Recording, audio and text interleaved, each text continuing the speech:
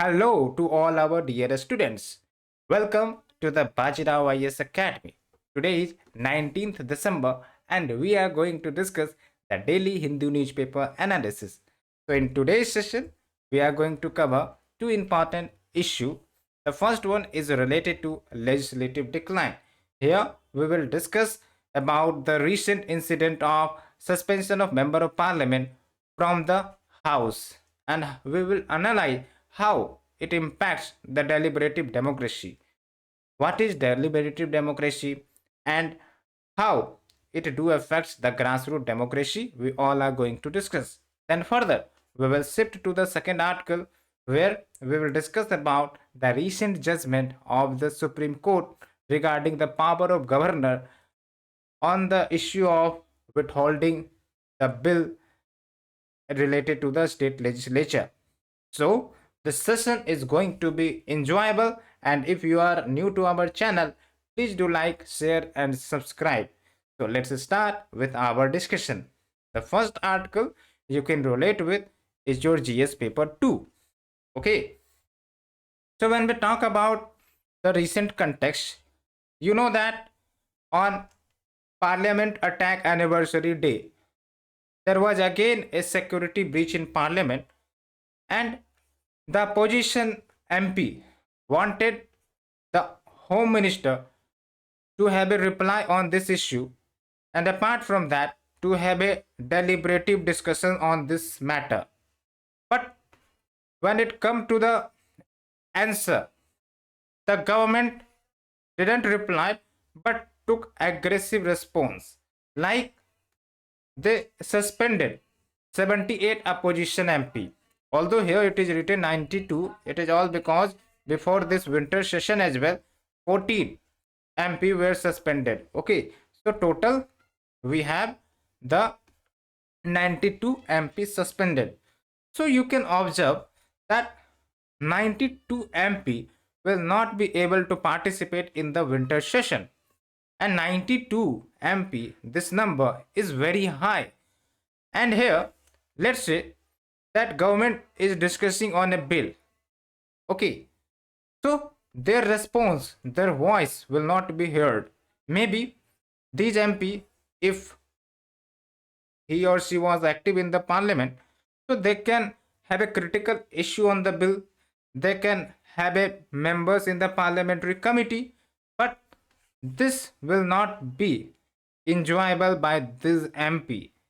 So what we are seeing, that it can lead to decline in deliberative democracy. Now what do you mean by deliberative democracy? Simple means you break down deliberative and democracy. So deliberative means discussions, debates, participation, giving up of the response. Okay, this is deliberative, and we know that parliament is the temple of democracy, where matters are discussed, analyzed, laws are made, and bills are passed. Okay, so that's why the parliament has a very important role in legislation. And we know that when we talk about legislation, multiple dimensions had to be covered regarding the interest of minority, majority, tribals, okay, weaker section, women. So that means the representation should be much more in the deliberation. And if there is a lots of suspension of the MP, definitely it is going to challenge the democracy. Okay, so that is the concern which has been highlighted in this article. And apart from that, it also undermines the essential role of parliament in holding the government accountable. And apart from that, there are many more critical issues that should have to be discussed, but their voices are not to be heard in the house in this winter session. So that is the point. And when we talk about the importance of deliberative democracy, so any democracy, let's say, if they are able to make more participation, making the discussions much more deliberative, debating on the topics, analyzing on the topics by the elected representative, whether it is opposition, whether it is the main party, So that is the health and wealth of the democracy. And what we do in the deliberative democracy, like we do a speeches in the parliament. You may heard many of the speeches of the people, whether it's a opposition party member, whether it is the current ruling government. And apart from these speeches, we have many more work like parliamentary committee. So in the parliamentary committee, many bills are referred to these committee. And who represents this committee? There can be the opposition, there can be the ruling party member. So the role of opposition becomes very important because this will give the constructive criticism to the bill, important ideas to the bill, important changes to the bill. But if their voices are not there, so who will criticize the bill? Who will provide important criticism angle or the constructive criticism to the bill? So that is the point which need to be understood. Okay, but what we are seeing in the current scenario, that there is a attempt to stifle debate, pass bills without proper scrutiny and underutilized committee. Now, when we talk about UPSC mains answer writing, you should understand that you should quote here some of the important data so that it should substantiate your point with respect to the examination demand. So when we talk about the government's response, the government is disregarding for the deliberative democracy, and we have the lots of examples you can suggest here, like browbeating the opposition. It means threatening the opposition. Apart from that, passing the bills without adequate discussion, is allowing amendments on the merit, underutilizing of the committee, and apart from playing to the gallery through theoretics and suspensions that we have recently seen in the context. And that's why what we are seeing, that whenever there is a democracy index published worldwide, the rank of India is not good. And we can have an example like V Dam Institute. This institute characterized India's democracy as electoral autocracy. And apart from that, the another association, Freedom House, they called India's democracy as partially free. So these allegations we are seeing. So that is not good for the health of democracy in India. And apart from that, whatever we are seeing, that even the parliamentarians or the protesters who try to raise slogans or who try to raise the voice regarding the issue which is prevailing in our nation. So the use of UAPA goes upwards. And you know, when we talk about UAPA, that is Unlawful Activities Prevention Act. So basically, this act applies on the terrorist, not on the protester. So we need to differentiate between terrorist and the protester. Okay, protester can protest for constructive criticism. So we should understand this angle as well. Otherwise, the civil and political liberty will get eroded and our democracy get backslided. So these type of events should not occur, and this raises concern, and we need to protect and strengthen the deliberative democracy in India to protect the interest of the people, to protect the interest of the minority, to protect the interest of the socially and economically backward population. Okay, so that is the important thing we needed to understand. Now we are shifting to the second article, and this article is also very very important.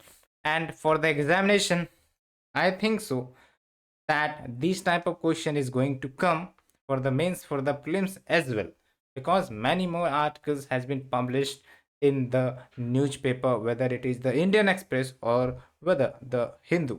Okay, so when we talk about the context here, so you know that India is quasi-federal polity in nature.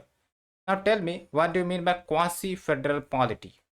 So in simple terms, we have combination of unitary plus federalistic feature. So in the normal scenario, India works as federal nation, but let's say some emergency do comes. So it will be converted into unitary because there are many more restrictions on the state legislature, state government, and many more things. But apart from that, there are some features in the constitution that slightly moves our political system into unitary nature. And here the example is the role of governor. Now tell me, the governor is the head of the state in a particular territory, in the particular area. We can say the state, okay, the political state here. So who appoints the governor? President, okay. And this appointment by the president is what? The union government, okay.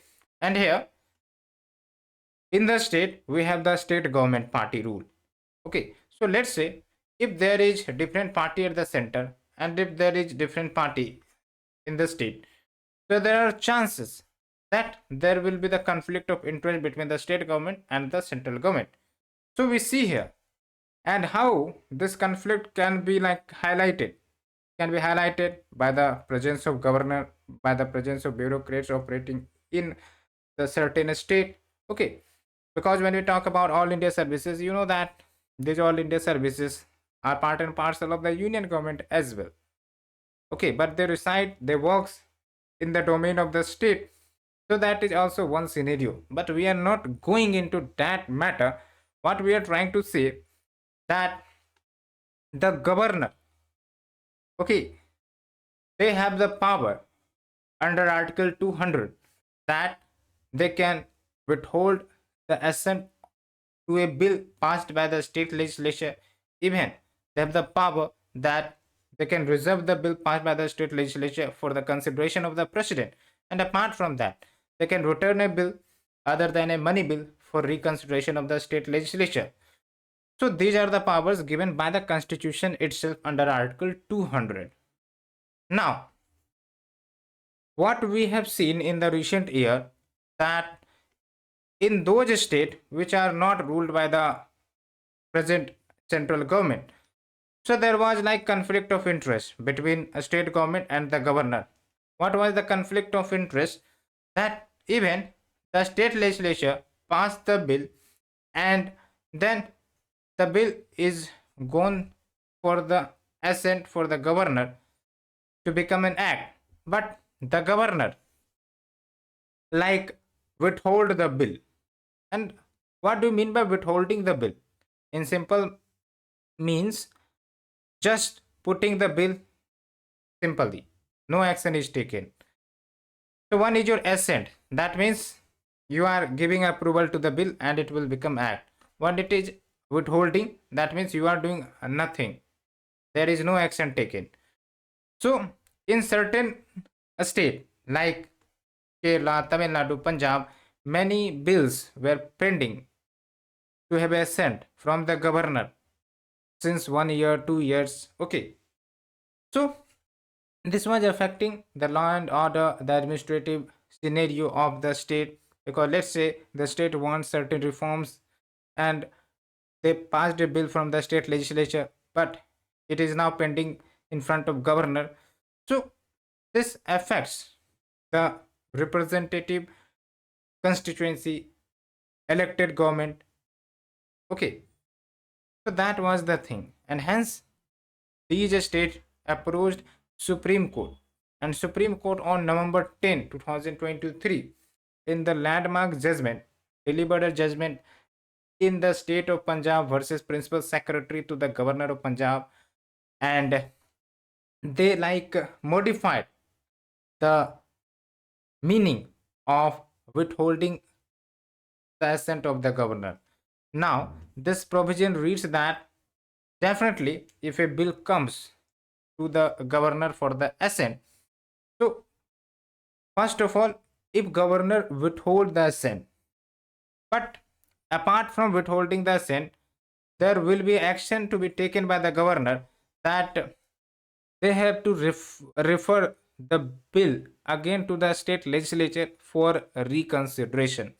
So earlier it was just withholding the sin. Now after the judgment, it's about withhold and just refer the bill to the state legislature for reconsideration, and if the state passes the bill with or without amendment, then the governor has to give assent. So this was like Supreme Court's proactive judgment to make out the state from this crisis. So this was the remarkable judgment. Okay, otherwise we have seen the news of conflict of interest between a state government and the governor, whether it is Tamil Nadu, whether it is the Punjab, whether it is Kerala. Okay, and look, these are the states who are non-ruled by the party, which are like not at the center. Okay, so that is the thing, and we are seeing this issue in these states. So the Supreme Court did a remarkable judgment by mandatory resubmission for reconsideration, and this also reflects the far-sighted approach of the CJI, that is the Chief Justice of India, to safeguard the constitutional system from unelected governor, because the governor is unelected and the state government is elected representative. So who should prevail? The state government should prevail, because they represent the people, not the governor. Okay, so via this judgment, Supreme Court protected the rights of the legislature in the matter of lawmaking. And apart from that, the Supreme Court brought greater clarity to Article 200 of the Constitution, and now governor have to take quicker action in the decision. Otherwise, the bills was pending from years to years. No action was taken. Administrative machinery was disturbed, and many more things. If and but. Okay, but are all the issue now resolved? No, because the governor still can utilize other provisions of Article 200. And here, the Constitution is silent about that. Now, what are the other provisions we have discussed? Let's say we understand. Let's say what are the other provisions? Here, the governor has the power to reserve the bill passed by the state legislature for the consideration of the president. So there can be the chances that the governor will not utilize the withholding concept, but can utilize the concept of reservation of bill for the president. Okay, so that is the thing. But when we talk about that, if whether all the bills gets to be referred for the president consideration, although it is not mentioned in the constitution, and it should not be. There are some important provisions or the article that talks about that in certain scenario the bills should be referred for the president consideration, like the second proviso to Article 200 mentions that when there is a endanger or threaten to the constitutionality power of the High Court, then that bill should be referred for the president consideration. Okay, so that is the important point. And here, the governor should mandatorily reserve the bill. So that is one thing. But this also means that except this provision, there is no mention of other bills. What the governor will do with respect to the other bills, there is no mention. So that means the governor can utilize this weakness and can use his discretion to send any bill to the president. And we have a case study as well, and you should write the case study. Like when we talk about governor of Kerala, Arif Muhammad Khan. So when the judgment of the Supreme Court came, so there was 8 bills pending since 2 years in the hand of governor. So after this Supreme Court judgment, he gave his assent to 1 bill, and remaining 7 bills he sent to the president for his consideration. So you are seeing that now the governor is utilizing another pathway to delay the bill, to delay the passage of the bill. And similar is with the Tamil Nadu as well. So this violates the constitution, as bills should receive assent after reconsideration as mentioned by the Supreme Court judgment on November 10. Okay. So the crucial question is whether a governor can reserve a bill for the consideration of the president at his discretion. So we have to refer to the constitution, but the constitution is silent on this. But we have two articles in the constitution, like article 213 and article 254, that talks about that in certain scenario the governor can reserve the bill for the president consideration. Like when we talk about article 213, which deals with the ordinance making power of the governor, and you know the procedure of ordinance making, like when the house is not in the session. So to make a emergency law, we have a provision of ordinance making. However, the ordinance is temporary and it should be like have the limited validity until and unless it is passed by the state legislature. So that is one thing. But tell me one thing, if you had read Lakshmikant, so tell me one thing, that for the ordinance making, do governor requires the permission of the president? No, in most of the case, no permission is required. But now, listen carefully. When we talk about the another provision of Article 213, so there is like provision that the governor can reserve the ordinance on certain matter if there is deemed necessary judgment. Now, what is deemed necessary judgment? So the deemed necessary judgment in simple means, let's say that there was the session of the state legislature. So in the state legislature, there is no need to bring ordinance. Okay. So what will be the procedure for passage of bill? Bringing in the state legislature, passing from the state legislature, then giving the bill, referring the bill for the governor assent. So here the governor have the power that he will analyze or she will analyze whether this bill should be reserved for the president or not. Okay. And if he thinks that it should be reserved, then the matter, the bill will be referred or the reserved for the president. So similarly, the concept is applied for the ordinance. Let's say that if the governor thinks that the ordinance needs to be reserved for the president consideration, not on all the bills, but on certain bills, so he or she can reserve. So that is the point, and that can also add the burden to the state legislature regarding the delay of the bill.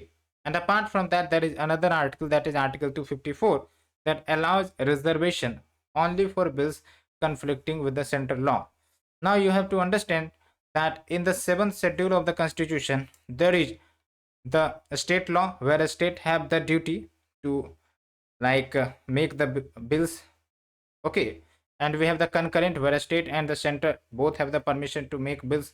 And whether the third is the union law, where the union list, where the union or the center have the power to make the law or the bills. Okay. So here the matter comes with the concurrent list, because here both a state and the central government has the power to make law. But tell me, let's say that central government has also made a law on the central list, on the concurrent list, and apart from that, the state government also made a law on the like concurrent list. So whose law will prevail? So it depends. If there is no conflict in the law, either of the central government or the state government, so both law can exist simultaneously. But let's say if there is a conflict, so the central law will be dominating over the state law. But here there is also one provision where the state law, where the law made by the state can dominate on the concurrent list, is that the state government should refer the bill for the president consideration, and for that the governor will refer to this issue. And let's say if president gives assent to the state bill on the topic of concurrent list that was conflicting with the central government. Okay, so then the law made by the state will prevail. So this is another dimension. But this does not indicate that every bill on the concurrent subject should be sent. And we have the history. Like we have passed many bills. The state government passed many bills on the concurrent list topic, and you know that education is one of them. Okay. So central government also made laws on the concurrent list. But it doesn't mean that all the bill was like reserved for the president. Okay. So that was not the case. But even the governor may utilize this principle as well. So the conclusion is, don't do the conflict of interest like things. It affects the federalism. Just respect federalism, and there should be like balance of power.